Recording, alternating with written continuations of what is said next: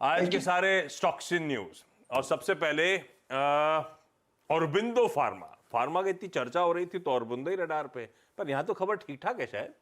अच्छी खबर है आशीष। दरअसल इनको यूएस एफडीए की तरफ से अनुमति मिल गई है। ये मैन्युफैक्चर और मार्केट करेंगे एक पर्टिकुलर नेजल स्प्रे जो प्राइमरीली सीजनल एलर्जीज और पेरिनियल एलर्जिक राइनाइटिस को सर्विस करता है या फिर उसकी ट्रीटमेंट के लिए इस्तेमाल किया जाता है। प्रोडक्ट लॉन्च होगा Q1 FY25 से। ध्यान रखिएगा, IQVIA की रिपोर्ट कहती है कि करीब करीब 45 मिलियन USD का दरअसल इसका मार्केट साइज है। उस लिहाज से स्टॉक फोकस में।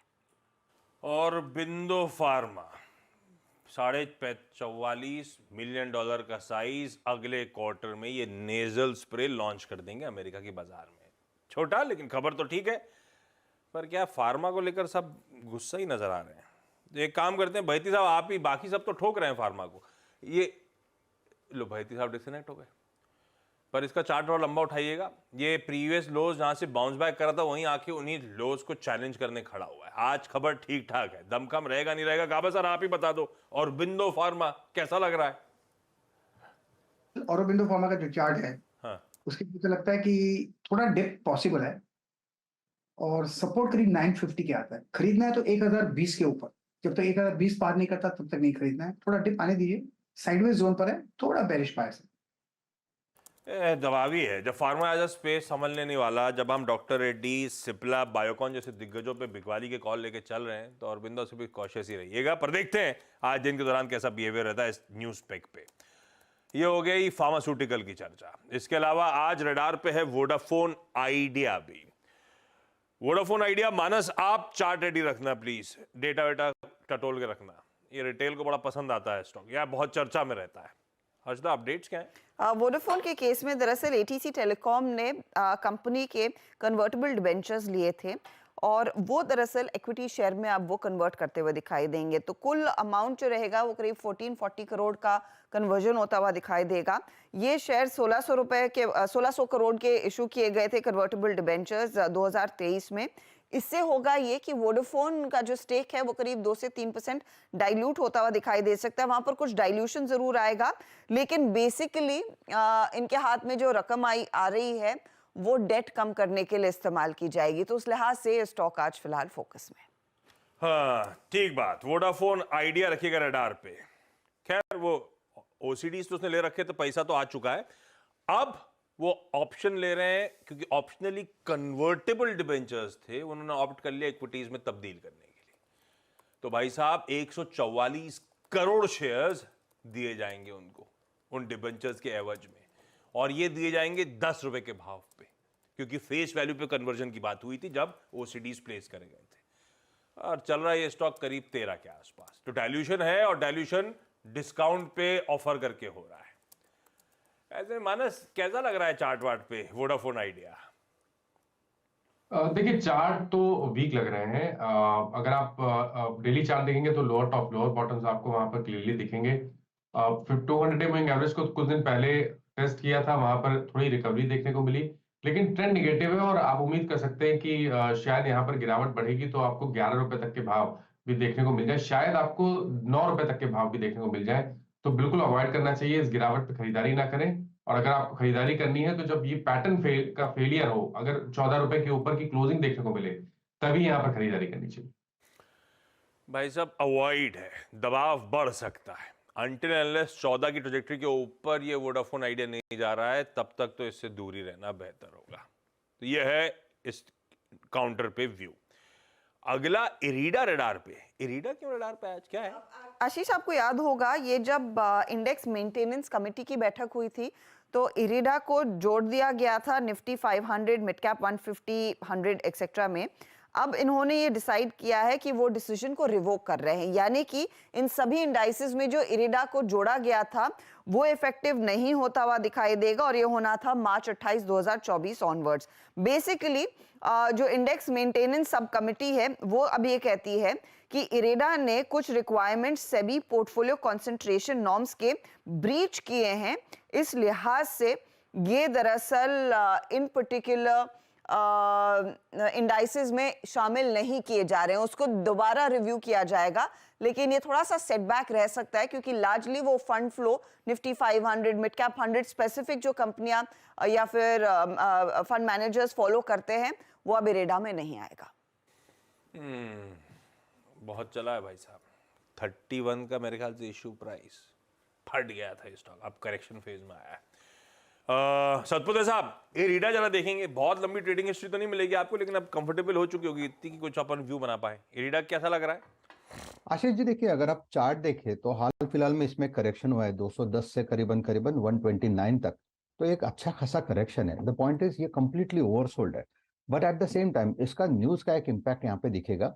तो हम लेवल की बात करेंगे, 125 का लेवल अगर आज टूटता है तो मुझे लगता है यहाँ पे सेलिंग आएगी, प्रॉफिट टेकिंग और सीवियर हो जाएगी। इन दैट केस पहला टारगेट आएगा 114 का, अगर वो भी टूटता है तो 110 तक की जगह खुलेगी, तो 110 114 ये इसका सेल का टारगेट होगा। तो स्ट्रक्चर देखिए ओवरसोल्ड है, लेकिन वीकनेस होगी अगर लेवल टूटता है तो।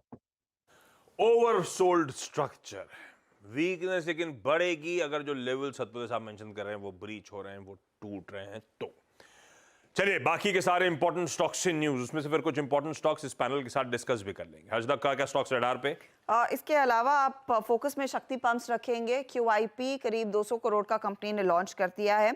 कल की क्लोजिंग प्राइस से 7% के डिस्काउंट पर दरअसल ये QIP आ रहा है। 1272 रुपए प्रति शेयर पर दरअसल कंपनी ने वो फ्लो प्राइस तय किया है, तो ये स्टॉक आप रेडार पर रखेंगे आज। इसके अलावा TCS, इन्होंने एक US का सेंट्रल बैंक है जो मिड वेस्ट रीजन को केटर करता है, उनके साथ करार किया है। डील साइज डिस्क्लोज नहीं हुई है, लेकिन TCS का जो बैंक सॉफ्टवेयर है जो लार्जली बैंकिंग इंडस्ट्री के लिए कंपनी ने बनाया है, वो दरअसल अपनी कोर टेक्नोलॉजी इंफ्रास्ट्रक्चर के लिए ये सेंट्रल बैंक यूज करता हुआ दिखाई देगा, तो वो स्टॉक आज ध्यान रखेंगे इस पर। इसके अलावा TVS मोटर बोर्ड बैठक आज है, बोनस इशू पर विचार होगा, लेकिन ध्यान रखिएगा सिंपल बोनस इशू नहीं है, यहां पर कंपनी रिडीमेबल प्रेफरेंस शेयर दरअसल बोनस के तौर पर जारी करती हुई दिखाई देगी। JK सीमेंट के लिए भी अपडेट आ रहा है, कंपनी के हाथ दरअसल 2 कोल ब्लॉक्स लगते हुए दिखाई दे सकते हैं क्योंकि विनिंग बिड्स इन्हीं की थी। एक महान कोल ब्लॉक है और दूसरा of course commercial coal auction के जरिए जो कंपनी ने सरकार ने शुरू किया था, उसके लिए दरअसल ये विनिंग बिड साबित होती हुई दिखाई दी है। तो महान कोल ब्लॉक और शाहदोल कोल ब्लॉक, इनकी विनिंग बिड उभर कर आई है। JSW ग्रुप रेडार पर रहेगा क्योंकि आज वो मोस्ट अवेटेड MG ग्रुप के साथ जो वेंचर कंपनी उतर रही है उसकी डिटेल्स आती हुई दिखाई देंगी। बेसिकली एक रोड मैप आएगा कि manufacturing and sale of automobiles के लिए किस तरह का इन्वेस्टमेंट आता हुआ दिखाई दे सकता है। जोमैटो रेडार पर रखेंगे। अच्छा, हुआ ये है कि जोमैटो ने कहा है कि हमारे कुछ कस्टमर्स जो सिर्फ वेजिटेरियन रेस्टोरेंट्स या फिर प्योर वेज ही खाना खाते हैं, उनके लिए एक स्पेसिफिक सर्विस शुरू की गई है। प्योर वेज मोड इन्होंने लॉन्च किया है with a pure veg fleet on Zomato. 100% vegetarian dietary preferences के लिए ये आपको प्रपोजल आया है। बेसिकली इससे क्या होगा कि ये खाना उन वेजिटेरियन रेस्टोरेंट से सर्विस किया जाएगा जो सिर्फ वेजिटेरियन खाना ही बनाते हैं, साथ ही साथ वेज फूड जब डिलीवर होगा उसके साथ नॉन वेज फूड नहीं भेजा जाएगा। तो कुछ कस्टमर्स की मांग थी, उसके लिए ये दरअसल कंपनी कर रही है। अच्छा, कल शाम तक उसके लिए कुछ आइडेंटिफिकेशन अलग भी होने वाला था, green boxes, green tea shirt, लेकिन आज सुबह में दीपेंद्र गोयल कह रहे हैं कि इस तरह की डिफरेंसेस हम नहीं करेंगे, वो लाल डब्बे में ही आएगा, लेकिन वो कंपनी गारंटी दे रही कि आपका वेज खाना वेजिटेरियन खाने के साथ ही भेजा जाएगा। वो स्टॉक रेडार पर रखेंगे। टाइम टेक्नोप्लास्ट, इनको अप्रूवल मिल गया petroleum and explosive safety organisation से, मैन्युफैक्चर करेंगे high pressure type 4 composite cylinder prototype hydrogen के लिए। बेसिकली एक लॉट टेस्ट किया जाएगा, ये ग्रीन एनर्जी सॉल्यूशंस और ग्रीन हाइड्रोजन टेक्नोलॉजी में ये सिलेंडर्स काम आएंगे जो टाइम टेक्नोप्लास्ट बनाती हुई दिखाई देगी।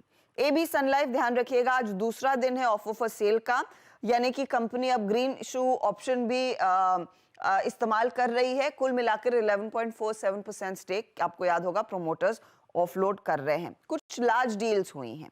स्टार हेल्थ रेडार पर रखेंगे, 193 करोड़ की लार्ज डील, जिसमें ICICI प्रूडेंशियल म्यूचुअल फंड ने 35 लाख से ज्यादा शेयर खरीदे 540 रुपए के भाव पर। दूसरी तरफ LT foods, bakers asset managers यानी कि सुनील सिंघानिया की कंपनी ने करीब 162 रुपए के भाव पर नियरली 34 लाख शेयर खरीदे हैं, तो वो स्टॉक भी आप रेडार पर रखेंगे। अल्ट्राटेक सीमेंट की तरफ से अपडेट आ रहा है, सीसीआई अप्रूवल मिल चुका है केशोराम सीमेंट के बिजनेस को अक्वायर करने के लिए। रखिए तमाम स्टॉक्स रेडार पे। जोमैटो, चतुर्मोदा साहब हैं प्योर वेज, साथ में बैठते हैं तो मैं और वो सिर्फ नींबू पानी ही पीते हैं। चतुर्मोदा साहब, ऐसा कुछ करा जाए कि सिर्फ वेज ओनली रेस्टोरेंट से और सिर्फ वेज ओनली कैरियर खाना लेकर आए तो आप लोगों का कंफर्ट बढ़ेगा क्या?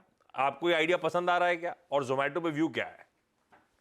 आशीष जी देखिए, अगर से आप एक स्पेसिफिक वेज काफी जो लोगों को देखेंगे तो वो इस चीज को बहुत ही अच्छी तरह से अप्रिशिएट करेंगे। और खास तौर पर वो लोग जो थोड़ा सा आप देखेंगे, जैसे कि हमारे जो पेरेंट्स है या अगर से हम थोड़े से ओल्ड एज के लोगों को देखेंगे तो उनको तो ये आइडिया बहुत ही ज्यादा प्रॉमिसिंग लगेगा, क्योंकि एक बहुत ही स्पेसिफिक काफी जो लोगों की रिक्वायरमेंट रहती है कि वो ऐसे रेस्टोरेंट भी नहीं जाते जहां पर पे नॉनवेज का प्रिपरेशन होता है, क्योंकि कई बार उन्हें डर रहता है कि कहीं कोई गलती से मिक्सिंग ना हो जाए। तो ये एक बड़ा सेंसिटिव इश्यू है और इसको अगर से जोमेटो सॉल्व करता है तो मेरे हिसाब से, मुझे नहीं पता कि बिजनेस में इसका कितना इम्पैक्ट आएगा, क्योंकि हम तो इस स्टॉक को खैर काफी समय से ट्रैक कर रहे हैं, बट सेंटिमेंटली ये काफी पॉजिटिव है और मुझे लगता है कि ये बहुत ही अच्छी तरह से अप्रिशिएट किया जाएगा। और यही बात जो जोमेटो की है, वो जोमेटो को बहुत ही डिफरेंशिएट करता है। अहेड ऑफ टाइम सोचने की एक जो सोच है, बहुत पहले एक कॉल लेने की जो सोच है, हमने देखा कि किस तरह से उन्होंने ब्लिंकिट के भी बिजनेस को ग्रो किया और जहां पर पे ब्लिंकिट आज 40-45% मार्केट शेयर रखता है क्विक कॉमर्स के अंदर में। तो इसी वजह से हमें लगता है कि जोमेटो एक ऐसी कंपनी रहेगी जहां पर पे एक सस्टेन्ड आपको कंपाउंडिंग होती हुई नजर आएगी। और 60-65 रुपीज में हमने इसको अपने पोर्टफोलियो में जगह दी थी और हमें लगता है आज भी हम इस स्टॉक में बुलिश है और हमें लगता है कि जिस तरह से EBITDA positive, PAT positive company हो चुकी है, आने वाले समय में 200 रुपए के स्तर इसमें जल्दी क्रॉस होते हुए नजर भी आएंगे। हाँ, जहां तक ब्लिंकिट की बात है, कल वो स्टार्टअप महाकुंभ में दीपेंद्र गोयल ने कहा कि इस साल, एक साल में जोमैटो के फूड डिलीवरी कारोबार से ज्यादा बड़ा ब्लिंकिट, हमारा जो क्विक कॉमर्स आर्म है, वो हो जाएगा ज्यादा बड़ा। खैर, हर्षदा ने कहा ग्रीन नहीं करेंगे, लाली, मुझे तो ग्रीन अच्छा लग रहा था। अगर मैं वेज ओनली होता और ग्रीन कैरियर लेकर आ रहा होता तो मेरा को कंफर्ट बढ़ता। वैसे उस पर वीरू ने 2 लाइनें भी लिख दी हैं, बोले वेज फूड हमारा बेमिसाल होगा पर डब्बा वही लाल होगा। वाह, अरे तो जुड़े हुए तो खुद ही बोल देते, अपने को तो बोलना भी ढंग से नहीं आता यार। नहीं, आपके मुखमंडल से अच्छा लगा, अच्छा लगा। अगला स्टॉक वो है टीसीएस। यार कल दिन के लोस पे, कल पेन जो आया बहुत हद तक आईटी में खासतौर पे हैवीवेट टीसीएस, ये देखिए क्या पिटाई झेली। 4.25% लास्ट ट्रेड हुआ था, मेरे ख्याल से उससे कहीं नीचे जाके बंद हुआ है। लास्ट ट्रेड में बायर्स नहीं दिखे कहीं पे भी, को दोनों एक्सचेंज में कहीं रिपोर्टेड नहीं है कुछ भी। अब ये assumption है कि एफआईडीआई के कल पॉजिटिव आंकड़े थे, तो बट ऑब्वियस है कि 9,000 करोड़ रुपए जब टाटा सन्स ने बेचे तो सब माल वहीं गया होगा, पर नाम सामने नहीं आया है। कैसे रीड कर रहे हो आप इसको धर्मेश? टीसीएस बहुत अच्छे मूव्स, अपने पीयर्स को आउट परफॉर्म करा पिछले 10-15 दिन में, फिर उस तरह का डेवलपमेंट आ गया। क्या करना है इस गिरावट में? खरीदारी करनी है नहीं करनी, लोग सब पूछ रहे थे कल ट्विटर पे। देखिए, ये एक बड़ा जुरी आउट है इस पे, बिकॉज रीज़न ये है कि फंडामेंटली जितनी भी इंडियन आईटी कंपनीज है उनके साथ एक प्रॉब्लम आ गया है कि इनके जो प्रोडक्ट ऑफरिंग्स है ये एआई इनेबल्ड नहीं है।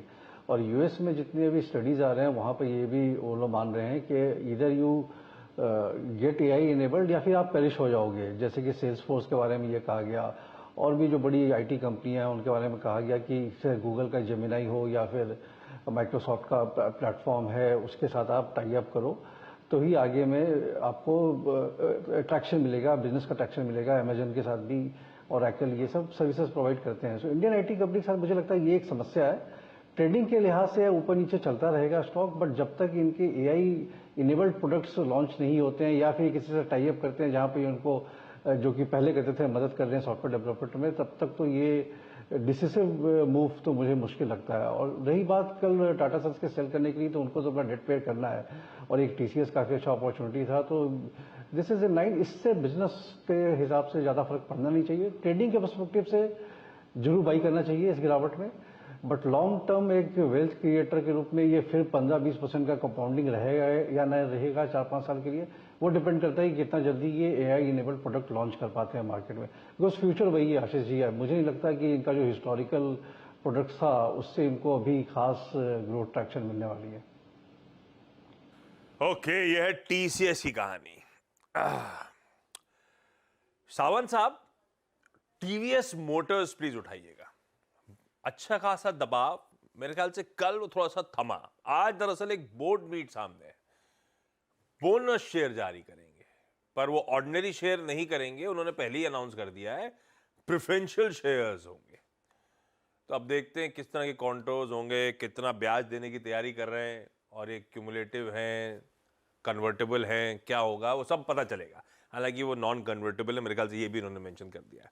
टीवीएस मोटर्स खैर कल लोअर लेवल से रिकवरी, जब बाजार कमजोर था ये हरे में। वैसे बजाज ऑटो भी ऐसे ही था जो बहती साहब ने ऑलरेडी चुन रखा है। टीवीएस मोटर कैसा लग रहा है? तो आशीष जी, इसको थोड़ा हम एक ऊपरी टाइम फ्रेम पे अगर देखें वीकली पे, तो जो सबसे अहम बात नजर आती है वो ये है कि पिछले मार्च अप्रैल के बाद ये पहली बार वीकली 20 दिनों के एवरेज पे आ रहा है, जो कि एक बहुत बड़ा सपोर्ट है और एक बड़े टाइम फ्रेम पे है, जो सपोर्ट है 2000 के आसपास। तो मेरे हिसाब से यहाँ पे कोई भी कमजोरी किसी भी वजह से मिले तो बाइंग करनी चाहिए, स्टॉप लॉस स्ट्रिक्टली फॉलो करना चाहिए। 1975 1975 स्पॉट क्लोजिंग बेसिस, जब तक ये 1975 के नीचे क्लोज नहीं हो रहा है, मुझे लग रहा है इसमें स्ट्रेंथ बनी रहेगी, क्योंकि इसके हायर टाइम फ्रेम्स बहुत बुलिश है, और ये अगर इंटैक्ट रहे तो फिर से हम 2100 2150 तक के टारगेट्स कंफर्टेबली देख सकते हैं। चलिए देखते हैं, आज आउटकम में इंतजार रहेगा। ये जो बोनस प्रेफरेंशियल शेयर्स डोल आउट कर रहे हैं, क्या आउटकम आता है देखते हैं, और कैसे होंगे वेस्ट, कितने शेयरों पे क्या कैसे बैठाएंगे परम्यूटेशन कॉम्बिनेशन, इंटरेस्टिंग होने वाला है आज आउटकम। गाबा सर,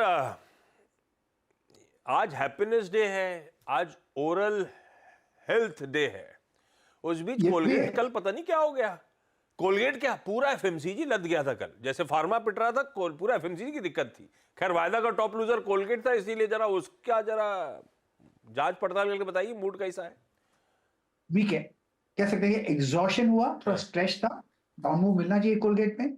ट्रेड करे 2615 पे, पॉसिबल है कि करीब 2550, ये एक स्लाइड होने की संभावना है। स्टॉप होगा 2650, डिप पॉसिबल कोलगेट। अच्छा, Aditya Birla sun life AMC, कल OFS का डे 1 था, कल नॉन रिटेल का दिन था। भाई शाम को अपडेट आया कि हम ओवर सब्सक्रिप्शन का कोटा भी एग्जॉस्ट करेंगे। दरअसल कुल मिलाकर अगर मैं बेस और ओवर सब्सक्रिप्शन को देखूं तो ये लोग ऑफर कर रहे थे 3.29 करोड़ शेयर्स, बोली लगी 3.94 करोड़ शेयर्स की, तो उससे ऊपर की चली गई थी बोली, तो उन्होंने वो एग्जॉशन ले लिया। आज रिटेल के लिए खुलेगा। चतुर्वेदी साहब, रिटेल लेना चाहिए कि नहीं लेना चाहिए आदित्य बिरला सन लाइफ, कैसा लगता है आप लोग को? इसको अभी तक हमने आशीष जी बहुत क्लोजली डेवलपमेंट को ट्रैक नहीं किया, और इसके ऊपर अभी कमेंट करना मैं थोड़ा सा मेरे लिए जल्दबाजी होगी, तो अभी मैं इसको अवॉइड करूंगा। इससे दूरी हो आप लोग। ये सिर्फ आदित्य बिरला सन लाइफ की कहानी है या फिर AMC एज अ स्पेस से ही दूर हो आप?